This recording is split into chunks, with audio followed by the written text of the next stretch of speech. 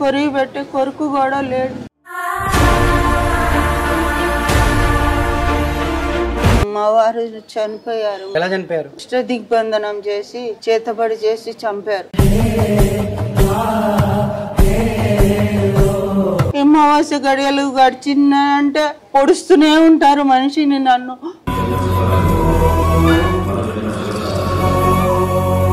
Power ఉంది నా దగ్గర, నిలబట్టే పవర్ ఉంది. దేవుడు వస్తుంది మీకు కూడా. వస్తారు దేవుడు. తమ్ముడు అయితే కుత్తిక పట్టేసేసి చెట్టుకు ఇట్లా నిలబెట్టి ఇట్లా ఇట్లా పట్టి. నమస్తే, welcome to our channel. And తోట మైసమ్మ టెంపుల్కి దగ్గరగా 4 రాష్ట్రాల నుంచి కూడా భక్తులు ఇక్కడికి పోటెత్తుతున్నారు. సో అనేక సమస్యలతోటి ఇక్కడికి వస్తున్నారు. సో ఇక్కడ కూడా ఒక పెద్ద ఆవిడ ఉన్నారు నాతో పాటు. సో వారి ఇంటి సమస్య ఒకటి చాలా అంటే పెద్దది. ఆమె ఈరోజు అమ్మవారికి చెప్పుకోవడానికి వచ్చింది. అసలు ఏం జరిగింది, ఏం జరగబోతుంది అవన్నీ తెలుసుకోవడానికి వాళ్ళు చాలా కష్టాల్లో ఉన్నారు. మరి ఎటువంటి కష్టాల్లో ఉన్నారు, ఏం జరిగింది అనేది ఒక్కసారి మనం కూడా పెద్దవాడని అడిగి తెలుసుకునే ప్రయత్నం చేద్దాం. అమ్మ నమస్తే. నమస్తే. ఏం పేరు అమ్మ? లక్ష్మి అండి. ఏ సమస్యతో వచ్చారు, ఏం జరిగింది? ఇంటి సమస్యతోనే వచ్చానండి. మా వారు చనిపోయారు. ఈ మధ్య 4 నెలలు అయింది. ఎలా చనిపోయారు? నెల చేతబడి చేసి చంపారండి. చేతబడి చేసి అష్ట దిగ్బంధనం చేసి చేతబడి చేసి చంపారు. వాళ్ళని కూడా నేను ఎప్పుడో గుర్తుపడుతున్నానండి. వాళ్ళని ఆవిడ ఇంట్లో అడుగు పెట్టంగానే మా నాన్నగారు చనిపోయారు. ఆవిడ అడుగు పెట్టంగానే మా నాన్నగారు చనిపోయారు. అప్పుడే నేను గుర్తుపట్టాను. 34 ఏళ్ల క్రితమే. అష్ట దిగ్బంధనం అని ఎట్లా తెలిసింది మీకు? నాకు కొన్ని మా పాప ద్వారా తెలిసాయండి. పాప తెలిసిన తర్వాత దిగ్బంధనంలో ఘోరంగా చాలా బాధగా, తట్టుకోలేనంత బాధగా కుర్చీలో కూర్చోబెట్టి అందులోనే అన్నం పెట్టి అందులోనే టాయిలెట్కి పోయి అందులోనే అన్నీ చూస్తూ మూత్రం ఇన్ఫెక్షన్ చేశారు. కడుపులో భార్యాభర్తలను విడగొట్టారు. మూత్రం ఇన్ఫెక్షన్ చేశారు. ఆయన దూరంగా ఉన్నారు. దూరంగా ఉంచుకొని రోడ్డు మీద పడేశారు. 3-4 సార్లు రోడ్డు మీద పడేస్తే రోడ్డు దిక్కులేని వాడైపోతాడు. రోడ్డు మీద పడేస్తే వాళ్ళంటూ ఎవరూ లేరు. నేనన్నా చూసుకోవాలి. పెళ్లి చేసుకున్న తర్వాత నన్ను ఏ రోజు బాధ పెట్టలేదండి. ఆయన చచ్చి ఏ లోకాన్ని ఉన్నాడో కానీ నన్ను నా పాపకి తిండికి ఏ లోటు లేకుండా చూసుకున్నాడు. మంచిగా చూసుకున్నాడండి ఆయన ఉన్నన్ని రోజులు. అందుకోసమని ఇద్దరము పాకులాడి తనలాడి తీసుకొని వచ్చాము ఇంటికి తీసుకొని వచ్చి చైర్లో కూర్చోబెట్టి మెట్లు ఎక్క దిగా అన్నం పెట్టి రోజు కాఫీ, అన్నము, భోజనము, మళ్ళీ టిఫిన్లు. ఆయనకేం కావాలండి అవి దుప్పట్లు, టవళ్ళు, ఎన్ని టవల్లో పాపం తుడుచుకోవటానికి ఇప్పేసి కట్టడానికి తెలియదు, ఏది లేదు. లుంగీలు అయితే కొన్ని డజన్ల లుంగీలు, టవల్స్. ఇంకానేమో మనిషికి స్నానం చేయించే వాళ్ళు లేరు, చూసేవాళ్ళు లేరు. కొడుకు లేడు, కొరివి పెట్టే కొడుకు కూడా లేడు. బిడ్డ నేను నరకం అనుభవించాం. బాధపడి అన్నం పెడుతూ కూడా ఏడ్చేస్తున్నాను. ఒక్కొక్క రోజు తట్టుకోలేక ఆయనతో అక్కడ మాట్లాడొస్తాను, లోపలికి వెళ్ళి ఏడ్చేస్తాను. అదంతా చూడలేకపోయాను. మనిషిని మొత్తం కుర్చీలోకి 6 నెలల నుండి 6 నెలల నుంచి ఏడిపించి కుర్చీలోకి నిర్బంధం చేసి భయంకరంగా ఘోరంగా చంపారండి. అలాంటి చావు నేను చూస్తుండగా వాళ్ళు 2 భార్యాభర్తలు, నా పెద్ద తమ్ముడు మరదలు, మళ్ళీనేమో నా చిన్న మరదలు కూడా మా పాపకు చేసింది. కాళ్ళు ఇరగొట్టింది. వయసు పిల్ల, పెళ్ళి కావాల్సిన పిల్ల. దానికి తోడు ఉద్యోగం చేసుకుంటూ నన్ను పోషించాలంటే ఎంత కష్టమవుతుంది. తినడానికి తిండి లేక, సరిగ్గా రూమ్ తీసుకుంటే కిరాయి కట్టుకోలేక, ఆ పిల్ల రేపు ఉద్యోగానికి వెళ్తే ఎలా వెళ్తుంది, ఎలా వస్తుంది అని వచ్చే వరకు బాధపడుతూ బతకాల్సిన పరిస్థితి వచ్చింది. 3,50,00,000 పైన ఇచ్చారు మా నాన్నగారు ఆస్తి. వెండి కంచాలు ఇచ్చారు, స్థలం ఇచ్చారు. వాళ్ళకి పోయే కాలం వచ్చిందండి. వాళ్ళకి పోయే కాలం వచ్చింది. చిన్న తమ్ముడు అసలు ఏది పట్టించుకోవట్లేదు. చిన్న తమ్ముడికి అసలు ఏ జాస లేదు. వాడిని ఏం చేసిందో తెలియదు. చేశానని వాడికి గట్టిగా చేసిందంట. నేను కనుక్కున్నాను. అన్నీ వరంగల్లో చేయించుకొని వచ్చింది గట్టిగా. పెద్ద మరదలు వాళ్ళైతే ఇంట్లోనే చేస్తారు, ఖచ్చితంగా ఇంట్లోనే చేస్తారు. అమావాస్య పౌర్ణమికి అమావాస్య గడియలు గడిచినాయంటే పొడుస్తూనే ఉంటారు మనిషిని. నన్ను పడుకొని కూర్చొని కాళ్ళు పీకినట్టు చేస్తారు. ఇప్పటికీ అట్లాగే చేస్తున్నారు. ప్రయోగం చేస్తున్నారు. నాకు అసలు బాణమతి చేశారండి. బాణమతి చేశారు. నాకు తెలిసింది మీకు? మా పాప ద్వారా తెలిసింది. ఒక ఆయన దగ్గరికి తీసుకెళ్తే ఎల్బీ నగర్ లో ఆయన ఉంటారు. ఎల్బీ నగర్ లో ఆయన ఉంటే పెద్ద ఆయన. ఫస్ట్ టైము ఆయనకు సీరియస్ గా ఉంటే మా ఫ్రెండ్ చెప్తే అక్కడికి వెళ్తే ఆయన దగ్గరకు పోతే జనని హాస్పిటల్ గల్లీలో ఉంటారు. రాఘవేంద్ర స్వామి అని తమిళ ఆయననే ఆయన కూడా. అయితే ఆయన దగ్గరికి పోయిన తర్వాత హోమం చేయించిన తర్వాత ఆయన బతికారండి. ఆయన బతికిన తర్వాత నాకు సంతోషం అవుతుంది. ఒంటి మీద చిన్న పాప చిన్నప్పటి నుంచి నాకు ఒంటి మీద ఉంది. 3 ఏళ్ల పాప అప్పటి నుంచి. అయితే ఆ పాప అప్పటి నుంచి ఉంటే ఆ ఒంటి మీద ఉంటే ఆ అమ్మ వచ్చి ఓం దిద్ది వెళ్ళింది ఆయనకి నొసట్లో. నోము దిద్ది వెళ్తే అలాంటి మనిషిని కూడా వాళ్ళు చంపారు. అంటే వాళ్ళు మనుషులా రాక్షసులా నాకు అర్థం కావట్లేదు. శవాల మీద పిక్కు తినే జాతి, శవాల మీద పిక్కు తింటున్నారండి. నన్ను అయితే మా వారు చచ్చి అక్కడ బాడీ ఉంటే కూడా నన్ను పిక్కు తిన్నారు. ఇంటికి వచ్చి బాడీని తీసేసేయాలి, తొందరగా బాడీని తీసేయాలి. మా అన్నయ్యని వదిన్ని ముందుకు దోస్తారు. వాళ్ళిద్దరు 3 పెళ్ళం వస్తారు. పెళ్ళాన్ని రానియద్దు నా ఇంటికి, నాకు నచ్చదు ఆవిడ అంటేనే నాకు కోపం ఎక్కువ. చాలా భయంకరమైన కోపం వస్తుంది ఆమెను చూస్తేనే. అది ఇద్దరు అయిన వాళ్ళేనండి, చుట్టాలే, దాయాదులే. ఇద్దరు దాయాదులై ఉండి 2 తమ్ముళ్ళని మోసం చేస్తే 2 తమ్ముళ్ళు కలిసి అన్నయ్య కలిసి పెళ్లి చేశారు నాకు. అహోబిల్ మాటల్లో అందరూ కలిసి నాకు దగ్గరుండి పెళ్లి చేశారు. అంత హాయిగా ఉంది. పాప పుట్టింది అనుకుంటే ఆ దరిద్రంది వచ్చి కాలు పెట్టింది పెద్ద మరదలు. ఏమంటూ వచ్చిందో దాన్ని నోరుబడ. భయంకరమైన అట్లాంటి ఆడదాన్ని, అట్లాంటి చేసేదాన్ని, వాళ్ళ నాన్నని. వాళ్ళు ఎక్కడి నుంచి వచ్చారంటే ఎక్కడండి, విశాఖపట్నం నుంచి, భీమిలి నుంచి వచ్చింది. 4 సంతానం దాని తల్లికి.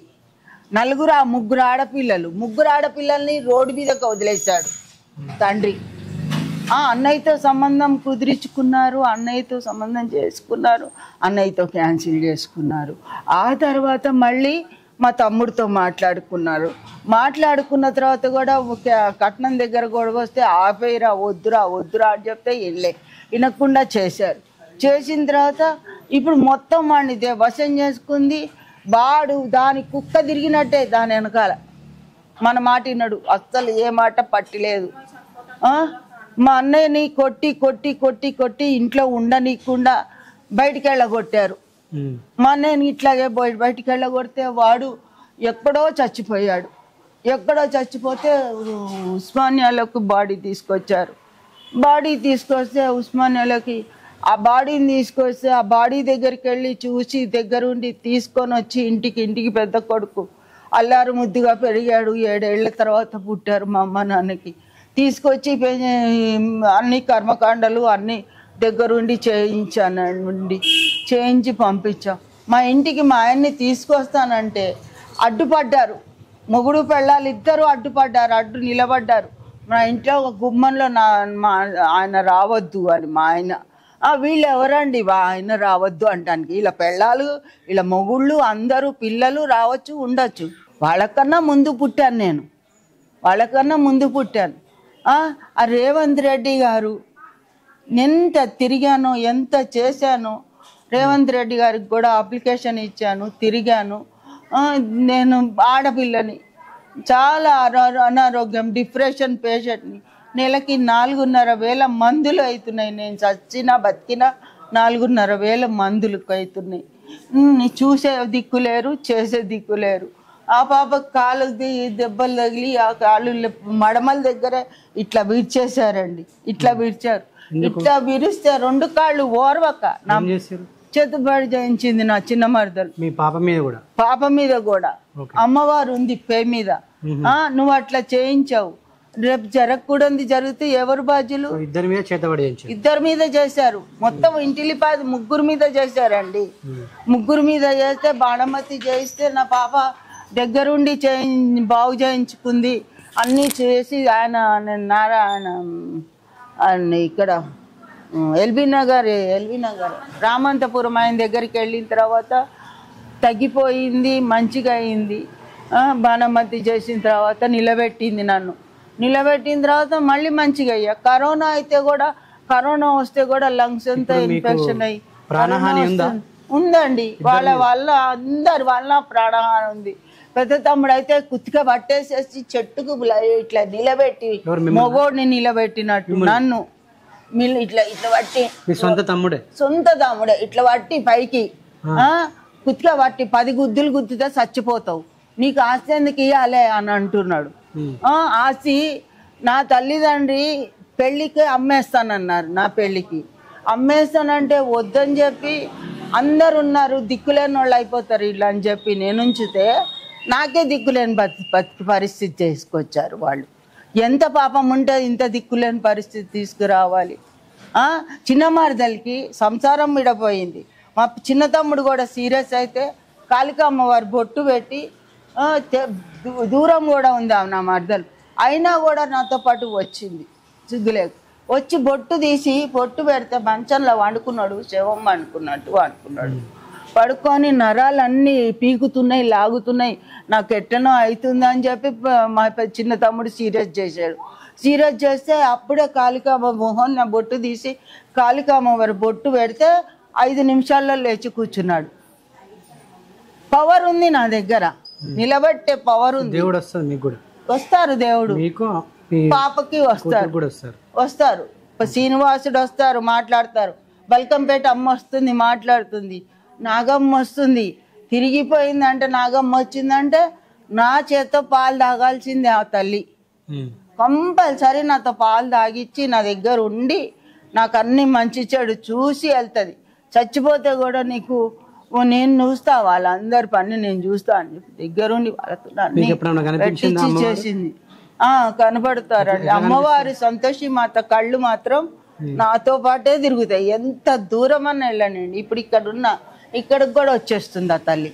మహాకాళి కళ్ళు ఉన్నాయి, అద్దాలు పెట్టుకుంటాను, ఇంత పెద్దగా వస్తాయి, ఇంత పెద్దగా కనిపిస్తాయి, ఇంత పెద్ద కళ్ళు. మాట్లాడాను, ఎప్పుడన్నా మాట్లాడాను. ఏం మాట్లాడతారు? ఇంత కష్టాలు ఉన్నారు కదా మీరు, అమ్మవారు ఇంత మాట్లాడుతున్నా, ఇంత చెప్తున్నా, చేస్తున్నా. ఈ పాపకు కూడా మేనమామలు మంచిగా లేరు అని పెళ్ళాలు. నేను చచ్చిపోతే చూసే దిక్కులేరు, ఈ పిల్లని ఎవరు చూస్తారని చెప్పి దేవుళ్ళు వస్తేనే ఆ పిల్లకి జర దిక్కు అని ఆ పిల్లకి దేవుడు వచ్చేటట్టు చేశా. నా ద్వారా నా పిల్లకి దేవుడు వచ్చేలా చెయ్యండి. అందరు దేవుళ్ళకి దండం పెట్టుకున్నా. కడుపుతో ఉంటే గెమాక్సిన్ తాగా. మా ఆయనకి నాకు గొడవ అయితే గెమాక్సిన్ తాగితే వామిటింగ్ చేయించాడు. తర్వాత చెప్తే హాస్పిటల్ తీసుకెళ్ళాడు, వామిటింగ్ చేయించాడు. చేయించిన తర్వాత విఘ్నేశ్వరుడికి దండం పెట్టుకున్నా. నేను విఘ్నేశ్వరుడికి దండం పెట్టుకుంటే ఏ వంక లేకుండా అన్ని విధాల బాగుండేటట్టు మంచి పిల్లనో పిల్లాడో ఎవరైనా కానీ క్షేమంగా ఉండాలి. జరిగింది పొరపాటు, నన్ను ఇట్లా బాధలు పెడుతున్నారు అని చెప్తే అప్పుడు ఆ బిడ్డను ప్రసాదించారు. 2 పెద్ద ఆపరేషన్లు అయినాయి నాకు కూడా, సిజరీన్లు. ఇవ్వండి ఇవి 32 కుట్లు పడ్డాయండి మిక్సీలో పడి. వాళ్ళు చెయ్యని ఘోరాలు లేవు, పాపాలు లేవు. ఇప్పుడు ఏం చేస్తారు? ఇది ఫ్రాక్చర్ చేశారు. ఇప్పుడు ఏం చేస్తారు? ఇట్లా పొడుస్తారు వేసి.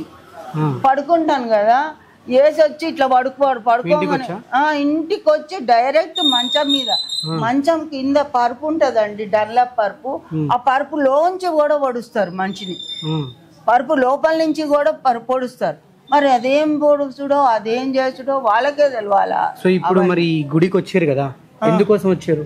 నేను నా భాగం నాకు వచ్చేయాలని వచ్చానండి. మరి ఏం చెప్పారు అమ్మవారు? అమ్మవారు అవుతుందని చెప్పారు. అవుతుంది చేస్తాను అని అన్నారు. మీ పాపకి ఏం చెప్పిందట? ఏమోనండి నేనేం లేదు. సమస్యలు ఉన్నాయి గట్టెక్కిస్తాను అని చెప్పారు. మీరు అనుకున్నది అంటే కరెక్ట్ గా చెప్పింది అమ్మవారు ఇక్కడ? కరెక్ట్ గా చెప్పారండి. ఉన్నది ఉన్నట్టుగా చెప్పారు. ఏం తేడా ఏం చెప్పలేదు. ఉన్నది ఉన్నట్టు చెప్పారు. పాపకు కూడా వచ్చినప్పుడల్లా అందరూ చెప్పెళ్తారు. శ్రీనివాసుడు చెప్తారు అందరూ. నమ్మకం కలిగిందా ఇప్పటికి వచ్చినాక? ఏమన్నా ధైర్యం వచ్చిందా? ధైర్యం వచ్చిందండి. ధైర్యం వచ్చింది, నమ్మకం కలిగింది, మంచిగానే ఉంది. రేవంత్ రెడ్డి గారు పుణ్యమాన రేవంత్ రెడ్డి గారు చెయ్యాలి. చిరంజీవి గారు ఉంటే కొంచెం ఆర్థిక సహాయం చేయమనండి, నంబర్ ఇస్తాను. చిరంజీవి గారు గాని ఎన్టీఆర్ గారు గాని ఎవరన్నా ఆర్థిక సాయం చేయమని చెప్పి. మొన్న కూడా సూసైడ్ ప్లాన్ చేసుకున్నారట ఇద్దరు కలిసి. మీరు మీ కూతురు చేసుకున్నాం. మరి ఏం చేయాలో తోచక వాళ్ళ నాన్నగారు గుర్తొస్తున్నారు. మేము తట్టుకోలేకపోతున్నాం. ఆయన పోయిన మరుక్షణం నుంచి నేను అసలు మనిషిగా లేనండి. నిద్ర గోళీలు వేసుకొని బతుకుతాము. బాగా టెన్షన్ ఎక్కువైపోతే నిద్ర గోళీలు వేసుకొని బతుకుతాము. చాలా బాగాలేదు అసలు మాకు ఇద్దరికి. అన్ని టెన్షన్లే. ఎంత బంగారం అండి. అయ్యో 8 లక్షలు మొత్తం కుమ్మరించి మళ్ళీ గవర్నమెంట్ హాస్పిటలే.